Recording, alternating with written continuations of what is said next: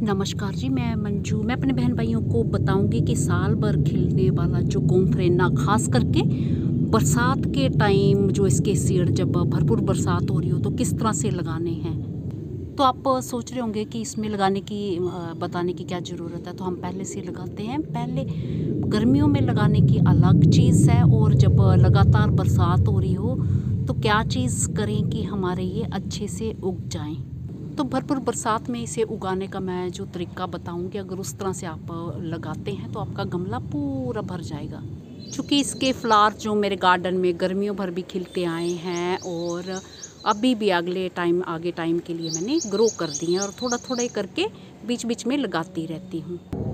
तो पहले तो मेरे कई भाई बहनों को ये गलतफहमी होगी कि ये गर्मियों के ही पौधे हैं। तो हमारे जैसे मैं जो दिल्ली के आसपास झांसी पड़ता है, दिल्ली के आसपास जो इलाके हैं, तो दिल्ली के पास ही झांसी पड़ता है, बहुत ज़्यादा दूर नहीं है। और इंडिया के सेंटर में मैं रहती हूँ। तो गर्मियों में खूब सारी गर्मी होती है, और सर्दियों में जो हमारे यहाँ कभी तो 3 महीना ठंड होती है, और कभी जो भयंकर वाली ठंड 1 हफ्ता या 2-4 दिन रहती है। वैसे ठंडा कभी कभी 1 महीना भी रहती है, इस तरह की सर्दी पड़ती है। तो हमारे यहाँ पूरे साल भर गोंफरेना ये होते हैं। तो किस तरह से बरसात के मौसम में लगाने, तो ये एक पौधा जो पुराना था और साथ में फूल भी खिल रहे थे, जो हो गए थे वो मैंने निकाल दिए। तो इस पे नहीं खिलना स्टार्ट हो गए थे तो ये मैंने रहने दिया, और इसके साथ ही ये सीड्स मैंने डाल दिए इसमें। तो इसके बाद में जब बरसात जैसे बारिश हो रही होगी तो कुछ एक पौधे निकाल के कुछ एक इसमें रखूँगी, छोटे से पॉट में 2-3 पौधे भी रख सकती हूँ, या ज़्यादा भी रख सकती हूँ, देखती हूँ। तो फिर कुछ एक निकाल के अलग पॉट में लगाऊंगी।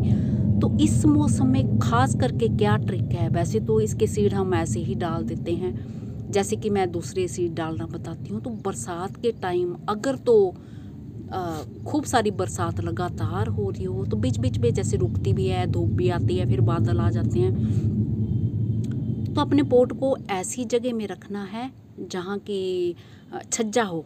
अब जैसे ये पौधे हैं तो इन्हें कोई प्रॉब्लम नहीं है, इन्हें आप चाहे भरपूर, मैंने तो पूरा दिन की धूप में रखे हुए हैं, जो भी पानी पड़ रहा है। हाँ, बीच में जैसे गैप हो जा रहा है, कल बारिश नहीं हुई, आज बारिश नहीं हुई, तो पौधे वो फिर अच्छे से चलते हैं। हाँ, लगातार अगर हो रही हो तो फिर छज्जे के नीचे ऐसी जगह रखें जहाँ पे सीधा पानी नहीं पड़े, पर जब धूप निकले तो धूप भी मिले और हवा वगैरह सब ऐसे मिले। तो ये मेरा कहने का मतलब है कि बिल्कुल छाया वाली जगह में ऐसे में नहीं रखनी कि जहाँ पे सूरज आए ही नहीं। तो इस जगह में रखें तो पानी से जो लगातार बरसात हो रही होगी उससे बचाव भी होगा। और सीड किस तरह से इसके डालने हैं, तो पहले तो मिट्टी को आपने खुरपी से या किसी भी शार्प चीज़ से, तो इसमें कुछ पौधा लगा हुआ था कोई, जहाँ हो सकता मैंने वो निकाल दिया हो, और जो खाली गमले हैं उसी में से हो, क्योंकि अब मिट्टी अच्छे से सेट हो चुकी है तो मुझे पता ही नहीं चल रहा है इसका कि, तो फिर मैंने बस ऐसे ही चलने दिया है। पर जड़ वड़ तो कोई दिख नहीं रही, इसका मतलब मैंने पहले से जब खाली किए होंगे गर्मियों में तो वही गमला होगा।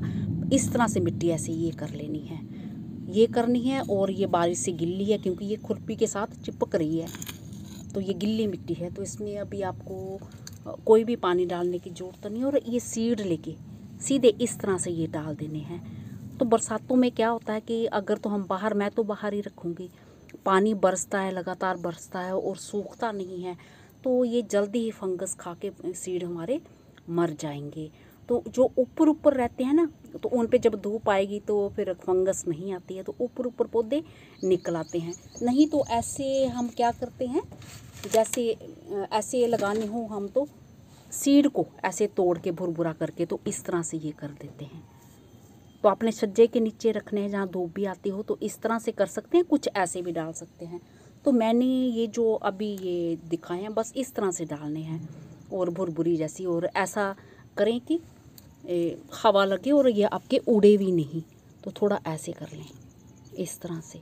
जो कोई भी पौधा लगा है, कोई जैसे बड़ा पौधा लगाया है, साइड में जगह है गमले के, तो इस तरह से साबुत सीड डाल दें, बुरबुरा मत करें, साबुत डाल दें। और जब पानी उसको पौधे को देंगे बिना केयर के, ये यहाँ से ऊपर ऊपर से निकलना शुरू होंगे। अगर सड़ने होंगे तो नीचे से कोई आधा सड़ जाएगा, ऊपर ऊपर से जो ठीक निकल आते हैं।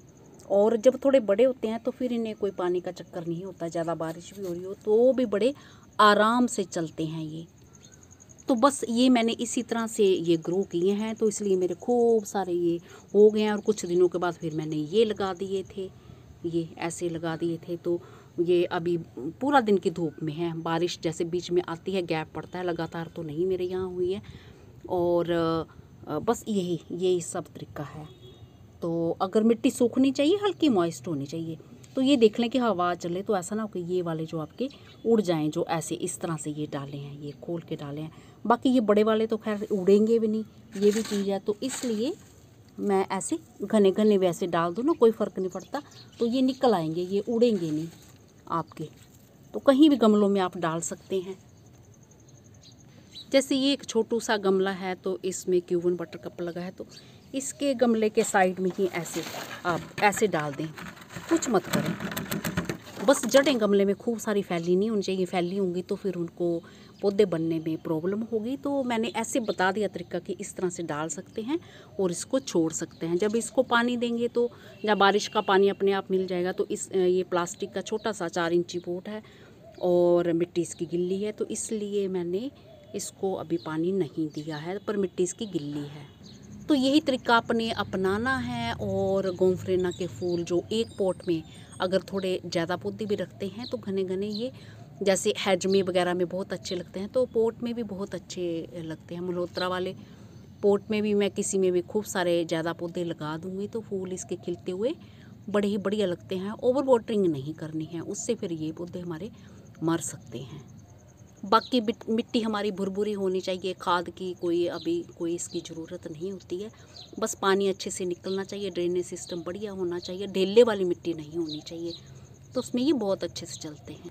बोलने का मतलब ये है कि बस ढेले वाली मिट्टी नहीं होनी चाहिए, बाकी तो आप कैसी मर्जी मिट्टी में इसे लगा दो तो ये ईज़िली बड़े आराम से चलते रहते हैं।